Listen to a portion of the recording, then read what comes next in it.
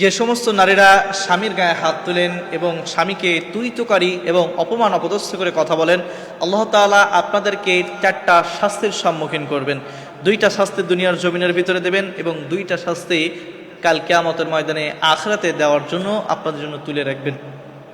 তো দুনিয়ার জমিনের ভিতরে যে দুইটা শাস্তি, তার ভিতরে সর্বপ্রথম এবং সবচেয়ে গুরুত্বপূর্ণ যেটা, যে আপনি যদি আপনার স্বামীর গায়ে হাত তুলেন এবং তাকে ছোট করে তুইত করে অপমান অপদস্থ করেন, সর্বপ্রথম যে ক্ষতিটা আপনার হবে সেটা হলো আপনার স্বামীর মন থেকে আপনি উঠে যাবেন, আপনি স্বামীর ভালোবাসা থেকে আপনি বঞ্চিত হয়ে যাবেন। কারণ যেই স্ত্রী তার স্বামীকে অপমান করতে পারে, অপদস্থ করতে পারে, গায়ে হাত তুলতে পারে, আর যাই হোক ওই স্বামী ওই স্ত্রীকে মন থেকে ভালোবাসতে পারে না, যতদিন তার সাথে থাকবে ঘৃণার পাত্র হয়ে থাকবে, মানুষকে লোক দেখানোর জন্য হয়তো শোপিস হিসেবে আপনাকে রাখবে, কিন্তু আপনাকে মন থেকে কখনো সম্মান করবে না। আপনি মনে রাখবেন, প্রথম আপনি যেই ক্ষতির ভিতরে পড়বেন সেটাও আপনার স্বামীর মন থেকে আপনি উঠে যাবেন, কখনো স্বামীর ভালোবাসা আপনি পাবেন না। এরপরে 2 নম্বর যে ক্ষতির সম্মুখীন পড়বেন, আপনি আপনার আত্মীয় স্বজন, পাড়া প্রতিবেশী, মহল্লাবাসীর কাছ থেকে আপনি অপমান অপদস্থ হবেন, সবসময়ের জন্য তাদের কাছে আপনি ছোট হয়ে যাবেন। আপনি মনে করতেছেন আপনি যদি আপনার স্বামীর গায়ে হাত তোলেন, অপমান অপদস্থ করে, এটা মানুষে ভালো বলবে, কখনোই নেই।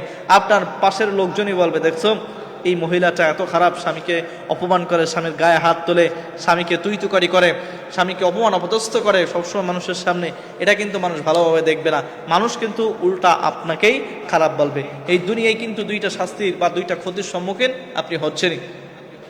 এরপরে কাল কিয়ামতের ময়দানে যখন আপনাকে হিসাবের কাঠগড়ায় দাঁড় করানো হবে, হিসাবের কাঠগড়ায় দাঁড় করানোর কারণে এই যে স্বামীর হক আপনি নষ্ট করেছেন, এর কারণেই কিন্তু আল্লাহ তাআলা আপনাদেরকে জাহান্নামের ভিতরে নিক্ষেপ করবে।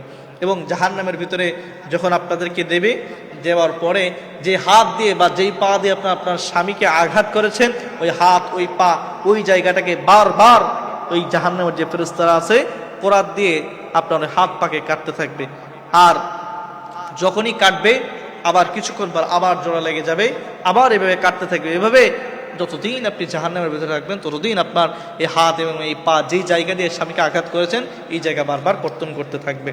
তাহলে আপনি আপনার স্বামীকে অপমান করে, গায়ে হাত তুলে অপদস্থ করে আপনি মনে করতেছেন আপনি জিতে গিয়েছেন, না, আপনি দুনিয়ায়ও ঠকেছেন আর আখেরাত আপনার জন্য ঠকার জন্য আপনি অপেক্ষা করেন।